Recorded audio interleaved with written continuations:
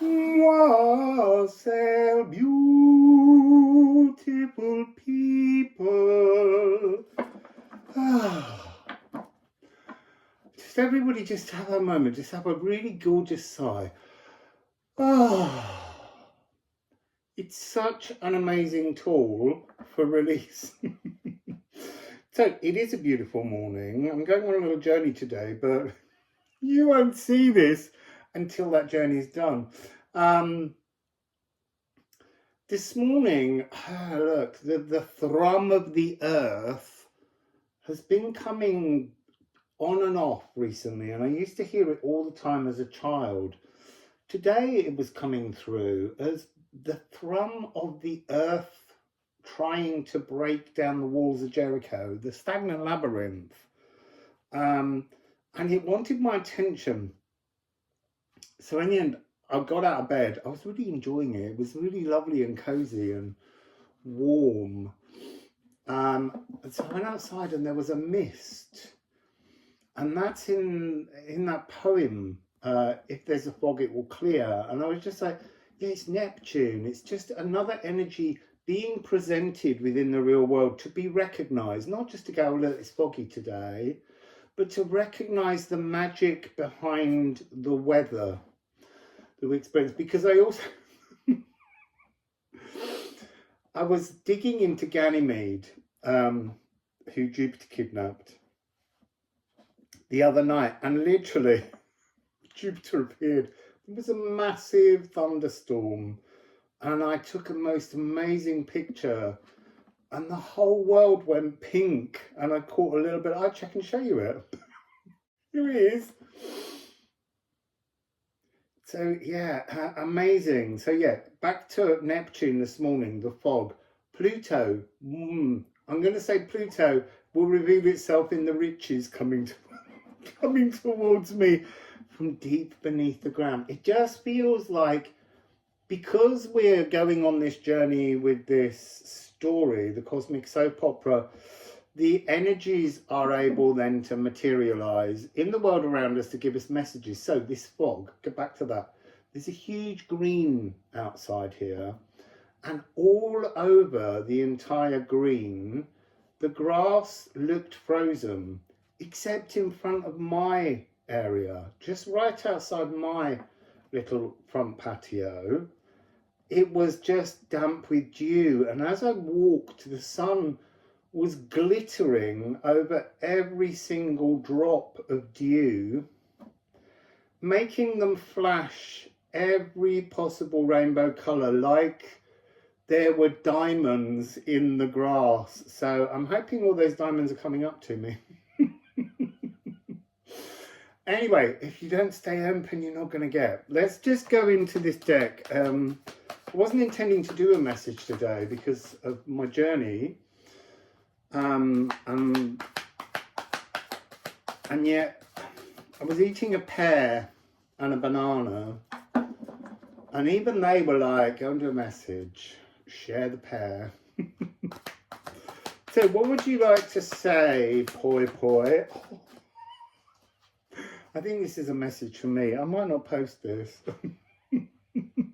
Venus, she's here, but she's coming across because it's for me in that very benevolent way, where she is the perfect cadence. Look, it feels like a perfect cadence kind of day, if I'm honest.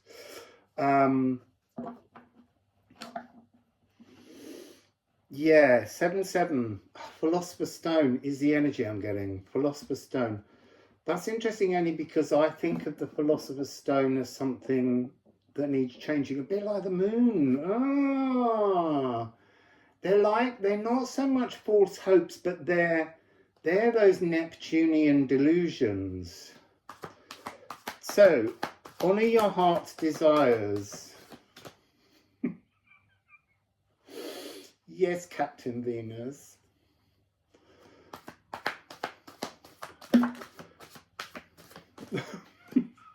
You see, in my head I was forming a joke about rear admirals.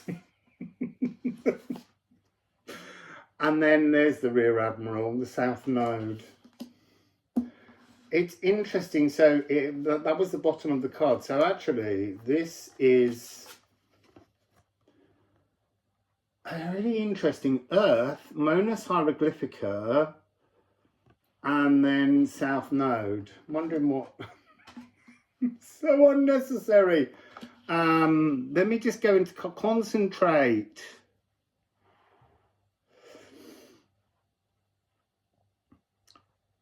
So what am I getting musically? A realm, the earth realm, the physical realm, that glittering, diamond-studded, dew-dripping lawn. Secret wisdom, a masterclass from the natural world. This is about observing the messages, Wakand, that kind of energy. Observe the messages that the magical elements of the earth are trying to bring to you.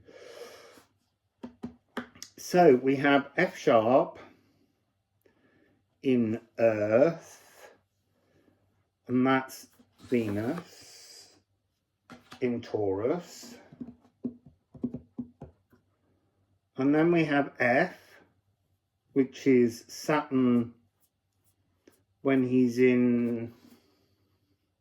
You see, sorry, my mind's being taken slightly away because it's constantly going into this soap opera story. It's thinking about how his violence birthed Venus. His act of castrating his father birthed Venus. And that's in Capricorn. And they're so close. They're almost...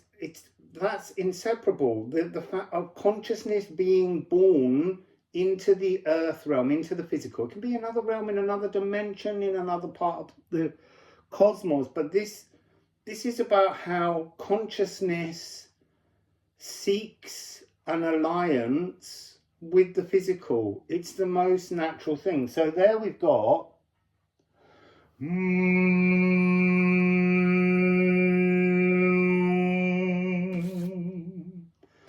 then of earth,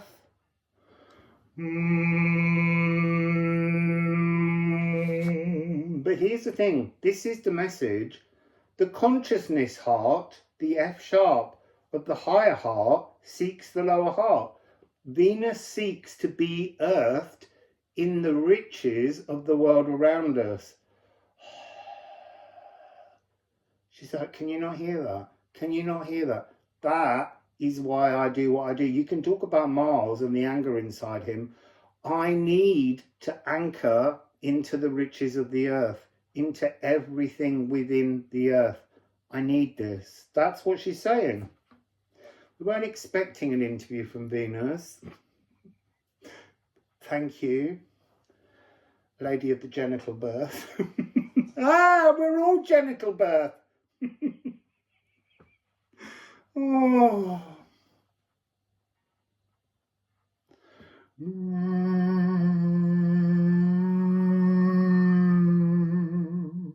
Now, mutable is obviously Virgo. She's like, can you ask yourself why so many goddesses are told to be virgins? So, that's Mercury, remember? Oh no, you see, now look, Mercury and Venus. Hermaphroditus again, Hermaphrodite. So, G sharp.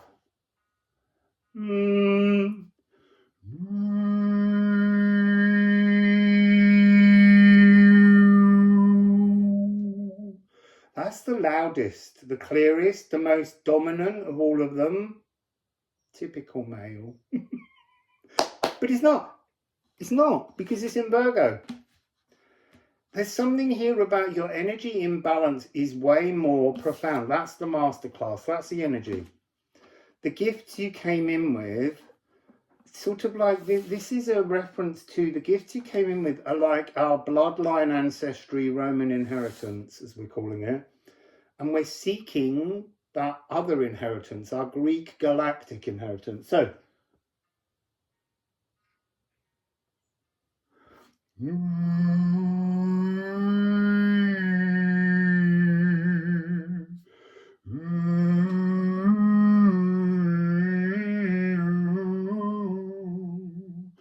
hearing a bee, but I'm not going to sing it because it's not here. But the B is almost like the anchor, the galactic anchor point. So let's just shop along, because Venus is here to give us a masterclass in understanding us. Sorry. I can see Mars on the bottom. He's always watching her. He all the time. He's got them goggles on and he's watching. He's like, what's she up to? I love her. Mars, step aside, mate. Stop trying to talk over Venus.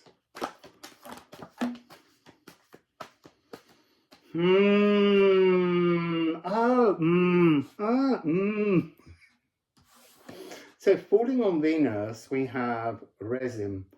The golden tears of acacia. She's like, if you understand me, you'd cry for me. I'm sorry, Venus. Everything is always going to make me giggle from now on. Always.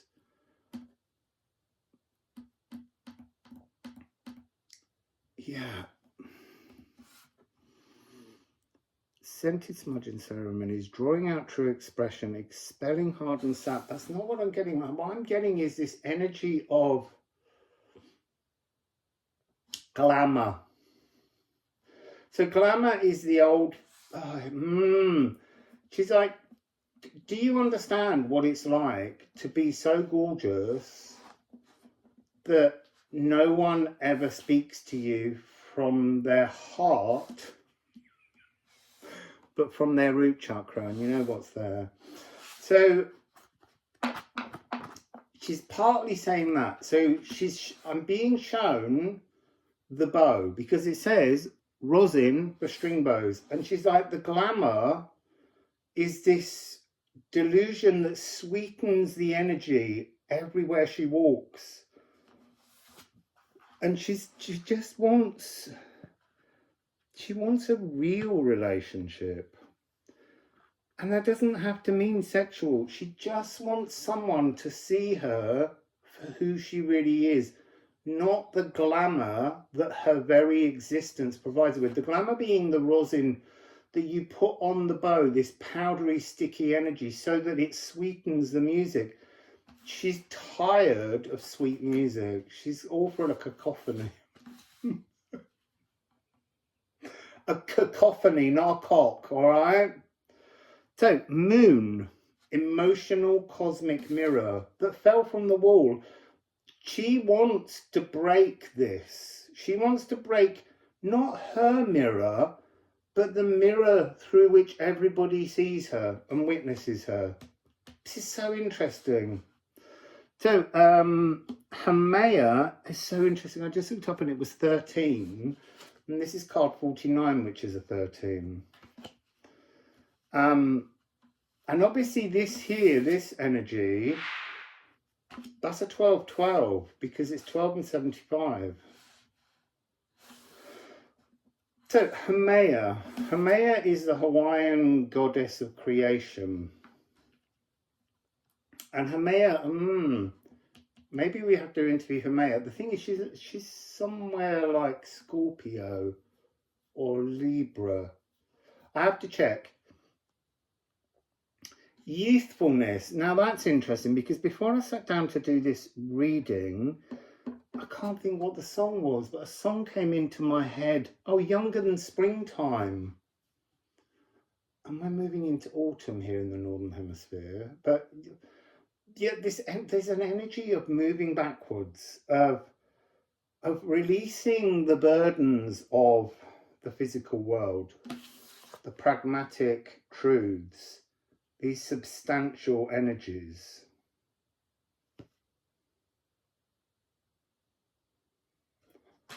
And remember, this is dealing with, see, there's something about where I walk, nature winks. And she's like, that's how it is and how it should be for us. Where we walk, nature winks. So the moon is this mirror that everyone sees through. I've gone to this one, creative, Genesis, mother of all. generates timeless unseasonal harvest. That's that same energy. Maybe this should be called where I walk, nature winks. And it's the emergence of the soul, the door to the soul. So we've got an A and a D. And that's kind of like a framework in which this energy, the F of the natural world's lower heart, the F sharp of the higher heart, and then the G sharp of Mercury,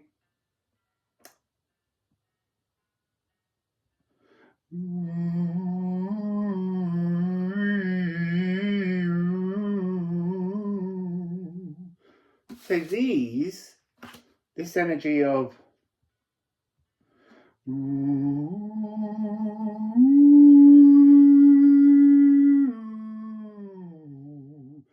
is asking us to consider feeding the intuition and the soul sacral energy of our galactic counterpart, the Greek galactic frequency.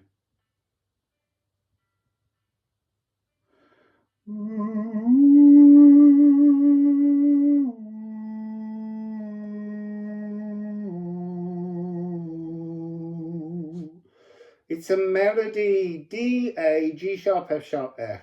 That's the melody that she's saying will help us to walk with the earth winking at us, with the natural world smiling, with the natural world shining and glittering. That's this desire that's there within Venus. So I'm going to just quickly take the other deck, because give her another language to speak through. All Greek to me.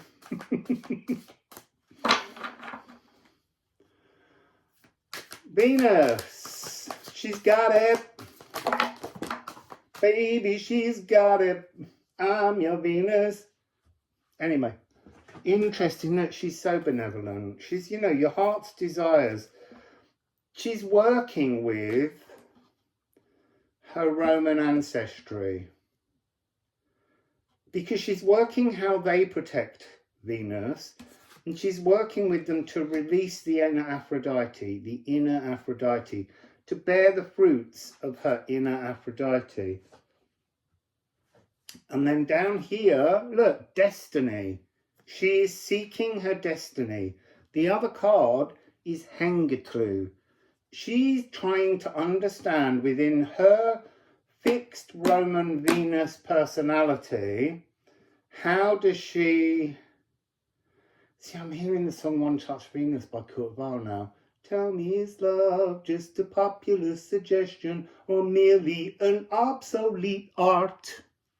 Forgive me for asking this simple question. I'm unfamiliar with his heart. I am a stranger here myself. That's the key. Stranger here myself. She feels a stranger in the world of love because no one's ever loved her for her soul, for her inner Aphrodite. So she's trying to work out what she has to release, transform, what she has to find within her Roman Venus frequency, so that she can activate and bear the fruits of her true soul's song. Let's get a couple of these ceramics.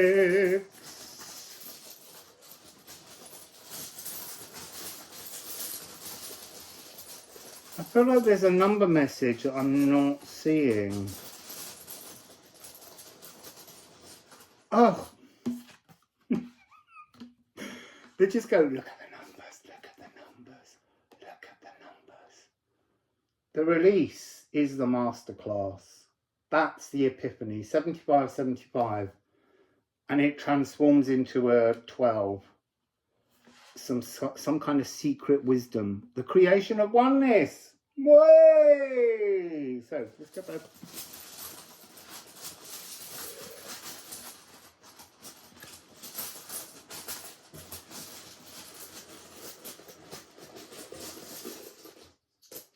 Okay, so what do we have? Look, like, I don't need another language. I talk every language. I talk the language of love. So she's repeating the fact that an exploration of our galactic ancestry, our galactic destiny, is protected by our galactic family. You're safe.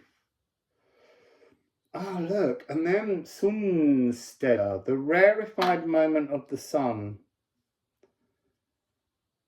It's a solstice energy.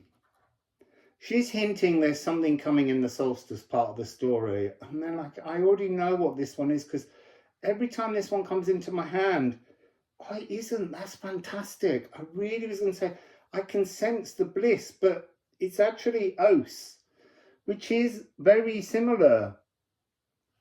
Godmouth. There's some kind of divine intervention coming that is part of her storyline and could transform her moving on. Because remember, solstice is after this party. There's something coming up. It's already like she knows exactly what she's doing as she approaches Pluto in Aquarius. It's just very interesting. Well, I'm hearing I've wised up. I have a path, a divine path. I have a galactic destiny too. I am Aphrodite. So anyway, we are all Aphrodite, because the point of these readings is listening to these readings, see, feel, understand how these deities are behaving, and see how you can apply that energy to your life, because we're all here to grow. We're all here to recognize the divine within. And sometimes we need to understand the divine within as the different many facets of the one Os, the one diamond. You see, the one I thought this was, it's got this energy of bliss. But then to be at one is bliss. So it's just, I wasn't recognizing the connection between oneness and bliss. I was exploring the notion of bliss as emotions within the earth, but there's something more sacred and high and wise here, drenched in knowledge. So anyway, that's the reading for today. Wassail!